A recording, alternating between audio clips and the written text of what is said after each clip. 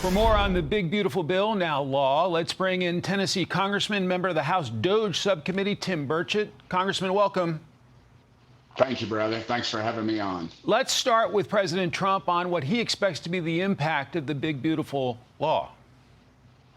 Well, that's one thing that the CBO and any of the bean counters never really took into consideration is the incredible economic outlook for our country. I mean, can you imagine energy if we remove a lot of bureaucracy? Our nuclear facilities take 8 to 10, maybe 15 years to get online. You've got a new man at the EPA that's turning them over pretty quick, and people are talking about coal again, which I think is great. God put it in the ground. Let's use it. Everybody across the world's using it, and they're passing us by. And the president wants to get out of bed with stuff that doesn't matter, like solar and wind. You know, we haven't had a major discovery in solar in over 20 years, and wind is very subjective and it's very expensive. And there's a reason, as President Trump told me, I believe it was Thursday, that you know there's no windmills in China, but 99% of them that are sold are made in China. So I think there's a lot of things in there that are going to happen, and it's going to be great for this country. You're known as a debt and deficit hawk. You came to yes after close consultation with President Trump. Is it your hope that there will be so much growth that will limit the impact in terms of new debt and deficits? Yes, sir. J.D. Vance was in on those conversations as well. But, it's just simple math. Over the last 4 years under the Biden administration, every 100 days we added another $1 trillion. So he added over $12 trillion. And the Democrats are wringing their hands and gnashing their teeth about $3 trillion that's going to be added over the next 10 years. That does not take into account any of the economic growth. So, in effect, I think we could see a surplus if we can just keep these greedy congressmen from trying to pass some of these crazy laws and reverting some of the good policy that President Trump has put on the books. The initial thinking was that everything had to go into this big, beautiful bill. It was like the one train going out of town, essentially. Now we're hearing from Speaker Mike Johnson he may try to do a similar reconciliation project in the fall and perhaps next spring as well. What are your hopes for that? I hope that it's fiscally conservative and it's done in a good way. Speaker Johnson, I think, has a very good grasp on what the president wants. And I think Congress needs to remember that our approval rating is in the tanks. I mean, we're at the bottom of the barrel, and President Trump's is soaring. And there's a reason why. And the reason why is he kept his word on what he ran on: strong borders, strong economy, strong America. And Congress better wake up, or we're all going to be out of work come next November.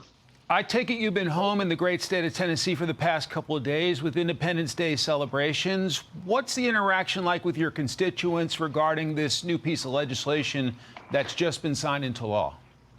Well, I was just in a huge parade yesterday. It's one of the best ones I think I've ever been in the town of Farragut. It's a little enclave on the outskirts of Knoxville where I grew up. Mm-hmm. And it was overwhelming. It was young, old, black, white, everything in between, every age group. Thumbs up. Thank you for passing the big, beautiful bill. People are excited again about this country. I haven't seen this much excitement since Ronald Reagan took over and I was just a young political operative.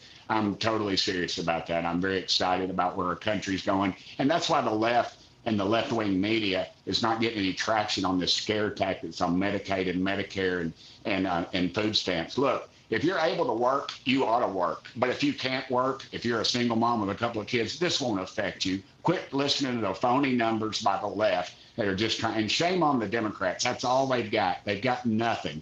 They had 4 years and they wrecked our economy, wrecked our country, wrecked our standing in the world. We've got a real leader in the White House and in the vice president.